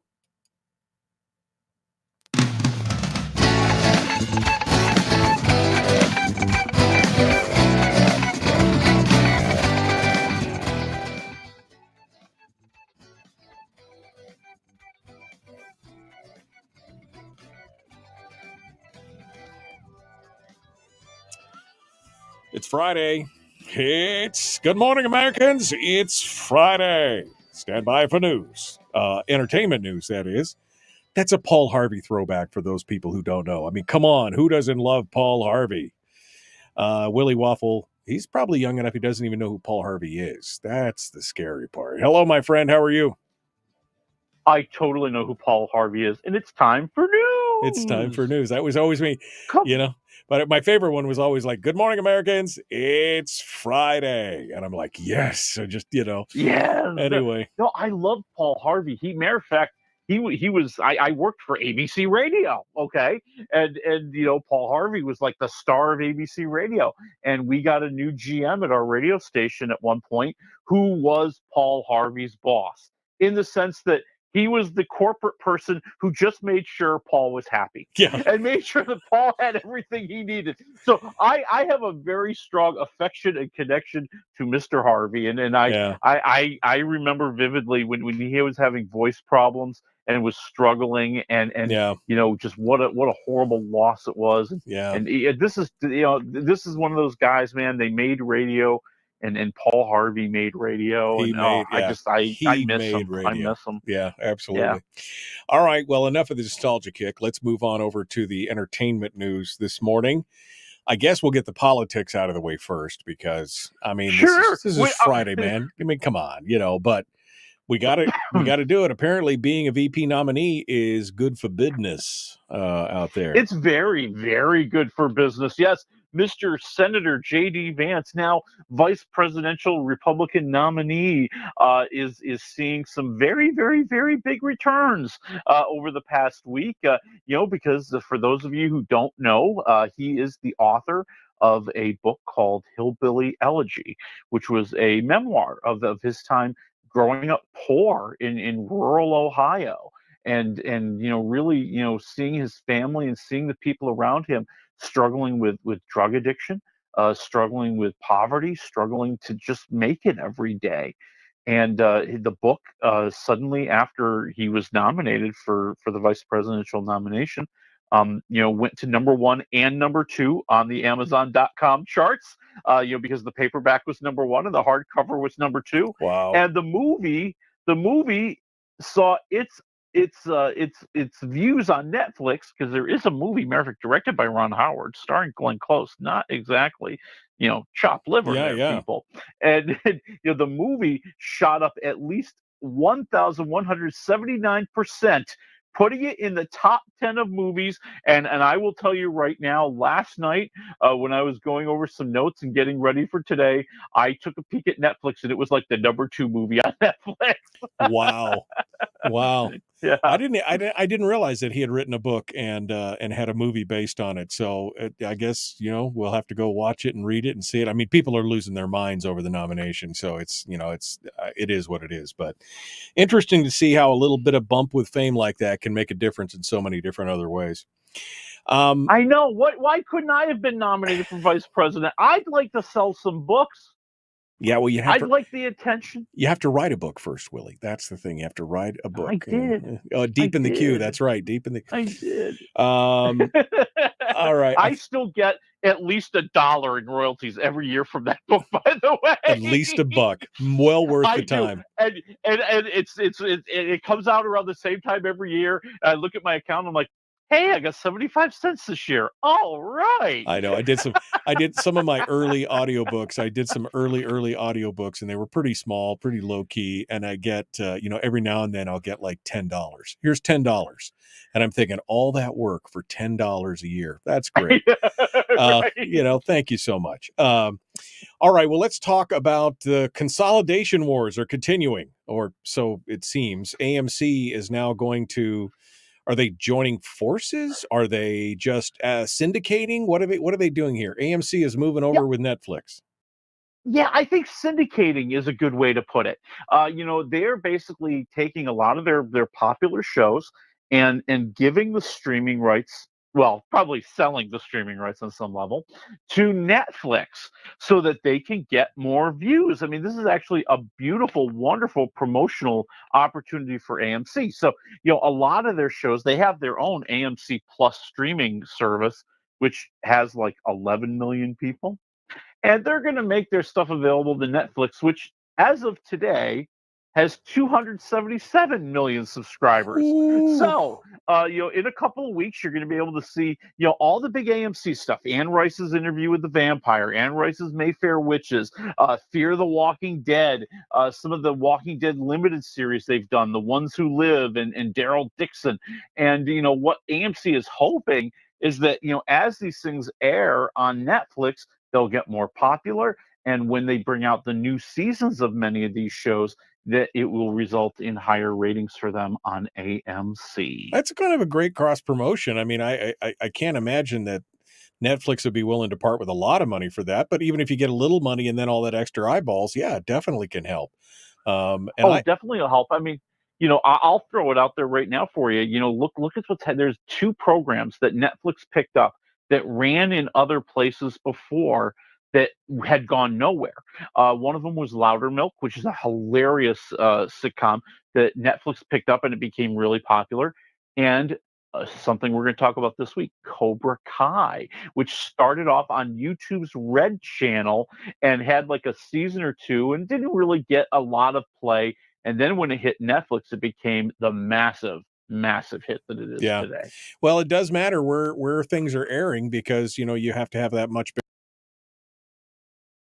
You may get some push on, YouTube Red or on one of the other lesser streaming channels. I mean, I'm reminded most frequently about The Expanse, which started off on the Sci-Fi Network of all things. Yeah. Then they pulled the plug, but Amazon picked them up and they finished it strong. And it was like, wow, that was a good call on that. So it's good to see. I mean, I actually have both AMC and Netflix, although I should turn AMC off because I'm just not watching anything on it. I mean, how often do we get to that point where it's like, I'm not watching anything on this network? Yeah. Yeah.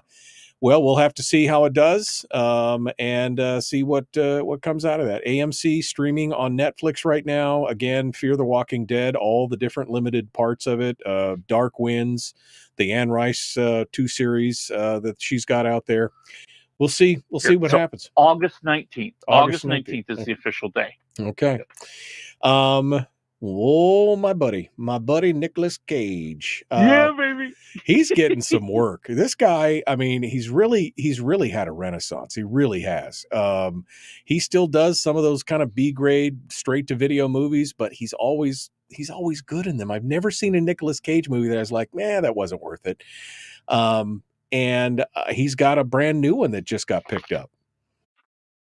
Yes, and so this one is called The Surfer, and it's funny you mentioned that. I was reading an interview with Nicolas Cage this week where he talked about exactly that, and he said, "Listen, I did a lot of cruddy movies because I had bills to pay."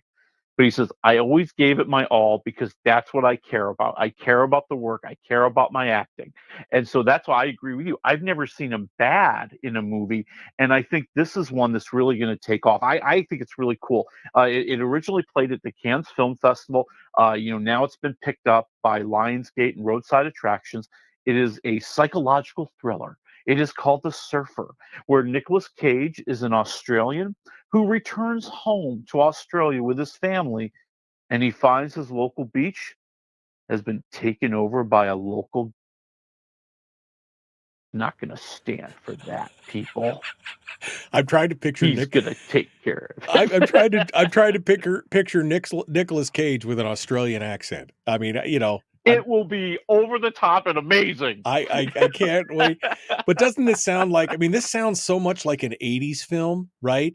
Yes, a good boy goes home, finds out that somebody's taken over the drag racing strip or the basketball court or the football field, or it just sounds like one of those 80s flicks. But like I said, I've never seen. I mean, there's been some movies that are kind of lame movies, but his portrayal has never been bad. His portrayal has always picked up some of these crappy movies and been like, and I haven't watched them all, obviously, but I love it. I love to see, who doesn't love to see a comeback story? And the fact that he's doing so well, and the Unbearable Talent thing was so amazing.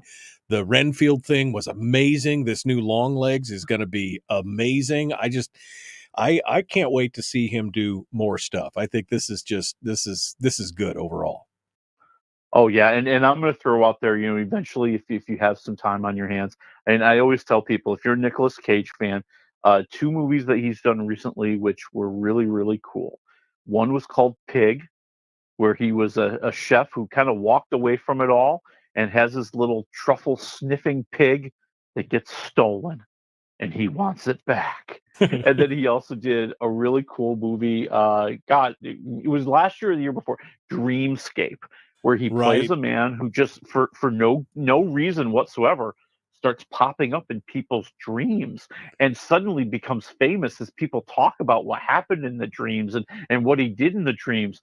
But that fame turns ugly on him. Oh man! And watching him go and struggle through that is amazing. Those are 2 movies actually on my to be watched list, so I got to get to that for sure. All right, well, let's move over here. We don't have a whole lot in the way of movies or entertainment this time around, but we've got about 3.5-4 minutes here. So let's get started. You mentioned Cobra Kai earlier. More good news for Cobra Kai fans. Yeah, that's right. Season 6. It's out. It's out right now. Well, partially out right now. See, if Netflix knows how to do something, it's milk their products for as much as they're worth. So this is going to be the last season of Cobra Kai. However, You have 5 episodes right now. You'll have 5 more episodes at Thanksgiving. And then you'll have the final 5 episodes sometime in 2025 when they figure out when they want to put it. God, I hate you Now, guys it's so much all- right now. I know, right? I hate you so much. You know, but I have to admit, they do a great job of always reminding you what happened in the past, because it's been kind of a while since we've seen all these episodes. So, this one opens up with, right? Johnny and Daniel and Chosen and everybody is victorious. They've gotten rid of the evil Terry Silver. The evil Kreese is somewhere out on the run, and they've been invited to the infamous and the prestigious Saikai Taikai World Championships. But there has to be controversy. There has to be strife, as all the members of the dojo are fighting to be the ones who will represent them. And our leaders are fighting amongst themselves about the proper way to move forward. Oh, man. I haven't watched a single episode of this, and I probably won't until 2025 because I just freaking hate that. But, hey, I remember watching the Karate Kid movies when I was young, and I loved them. Even, they were just something about them, but all I hear is good things. All I hear is good things about Cobra Kai from the very first season onward. Fun. Yeah, I heard it. I just hear it's just been so good. So, but again, that 3-part, you're breaking it. I mean, you're killing me, Smalls. I know.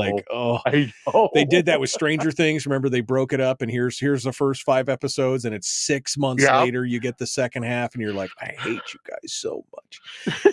All right, let's move over. I would have watched them all in one weekend if you gave me the opportunity. I know, exactly. Why are you screwing me over here? I would have sat down and watched 15 hours of television if you just anyway. All right, in the theaters, Twisters.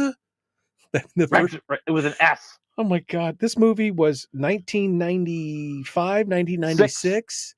1996. Great movie. Bill Paxton, Helen Hunt. I mean, just a great Philip Seymour Hoffman before he was famous. How can you? Is it a remake? Is it a reboot? Give it to me again here. What do we got? Well, it's in a sense it's a reboot with like tiny little nuggets to remind you of the first movie. But, it really is like different characters facing a different situation, but still interested in many of the same subjects. So the idea is you get Daisy Edgar Jones. Here she is, this young lady who is a meteorologist. She had a horrible tragedy 5 years earlier when she was studying a way to try to control the tornadoes, and it didn't end well. And now, 5 years later, she's being called back to Oklahoma. Her old partner says, we're going to do it right this time. We've got another project this time. And while she's out there in Oklahoma, she runs into these crazy cowboy social media stars who are famous for filming their stunts of going into the middle of tornadoes and shooting off fireworks and all sorts of stuff. And, wouldn't you know it, the head cowboy, played by Glenn Powell, well, he's darn charming. Of course and he is. Daisy Edgar Jones, she's darn charming too. And maybe opposites will attract. All right, well, we're coming up on it. So what do you think? Good, bad, indifferent? I think it's good. I mean, the plot development is not the greatest. I mean, there's a couple of little light plots here. It really does hang on the two of them and their chemistry and the idea of, of course they're going to fall for each other. They're complete opposites. But, the tornado scenes are really awesome. The sound, the stuff flying around, the danger, the terror. And I do have to break your hearts, guys. There's no cow in this one. Oh, man. All right, -1 to 4 waffles. Give it to me. 3 waffles. 3 waffles. All right, folks, we're out of time. We got to go. We'll see you guys on a Monday with more candidates, including Nick Begich and Jeremy Bynum. We'll see you then.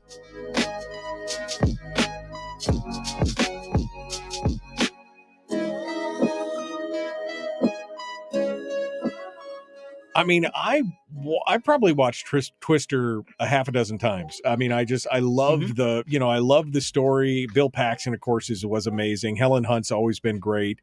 And I just keep thinking, how do we have to keep coming back to the same things over and over and over again? But apparently it sounds like they pull this one off. I mean, they updated it enough and made it different enough that it's worthwhile. I don't think it gets wrapped up in the fact that it wants to be the first movie. I think it takes the idea that we have these two people, and they're groups that are studying tornadoes. They want to make the world better. They want to make the world safer for tornadoes. In that sense, those movies are related. But it doesn't weigh it down with a lot of ties to the first movie. Frankly, because Paxton's not around anymore. Philip Seymour Hoffman's not around anymore. So they're really kind of moving forward and not trying to embrace the past and trying to use the Twister name to sell some tickets, right? But tell the story to bring in, I think, a new generation and people who didn't even see the first movie. They don't even know who Helen Hunt is or Bill Paxton. Right, exactly. Well, and of course, with the CGI and technology today, I'm sure that the scenes are amazing. Yeah, they're cool, but I don't know if they top the first movie. I mean, the first movie was pretty well darn made, and it had some great tornado scenes. And this one, I think, I agree with you. They have the power of CGI and they have more tools at their disposal. But, I think the impact is equal, even though they had different tools. Okay. All right. Well, Three Waffles, still nothing to sneer at. And I think if you were going to find any movie that was good on the big screen, in a big theater with surround sound and all, I mean, this sounds like this is probably the one that you may want to drop $20 on and go watch and check it out. I think it'd be really hard to watch this one at home unless they have the Duke's setup, as I like to call it. Yeah, the supersized screen and the really great sound. Thank you, COVID, for bringing me to. And thank you, Facebook Marketplace. I built my entire Bose surround system from Facebook Marketplace for almost nothing. Nice. And so, you could definitely feel it when those rumbles happen. But I think even I might want to jump into it at the big screen just to see what it's like. All right. Well, Three Waffles for Twisters, plural, and we'll see what that goes on. What's coming up next week, brother? Dude, next week, Daredevil and Wolverine. Daredevil and Wolverine? Yep. Deadpool and Wolverine. You Deadpool and Wolverine. My God! I think you just shot. You just saying that incorrectly. Well, you just crossed the universes. You just crossed it. I did. I have also gotten in trouble with a lot of people who are going to send me a lot of hate mail. Yeah, a lot of hate mail for like Daredevil. Is that even a thing anymore? But Deadpool and Wolverine. Wolverine. Every trailer, teaser, Ryan Reynolds, Twitter, everything I watch, it just looks so funny. It just does. I mean, it's how can that guy make a bad movie? I mean, really, how can he? He could make reading instructions written by Chinese people in English sound interesting. You know what I mean? Oh, absolutely. And it's his attitude. He's one of the writers. I think he's got a lot of writing skills here. And there's a natural friendship that we already know between Hugh Jackman and Ryan Reynolds, and I think they're going to bring that to the screen, and I think they can make jokes about each other with a little bit more looseness than you would allow somebody you don't know. You know what I mean? Oh yeah, absolutely. They just take shots at each other all day long. It is some of the most hysterical stuff I've ever watched. So anyway, I'm looking forward to that. You're going to have to. I think that will be one that I would definitely will. I might break my fasting, my movie fasting, where I haven't gone to see a movie at the theater in 5 years. I might break it for that one for sure. All right.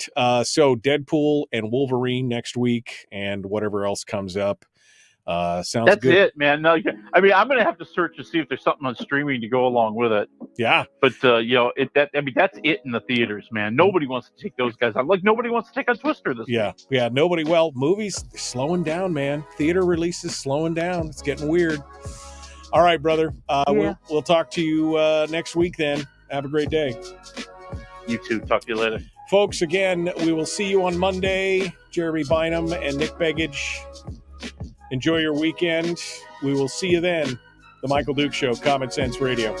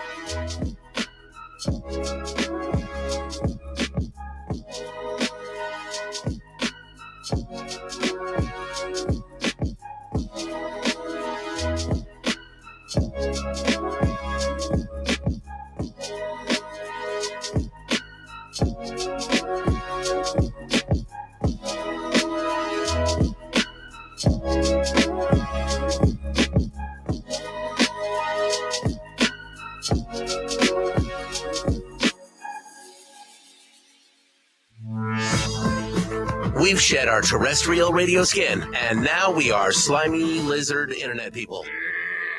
It's the Michael Duke Show.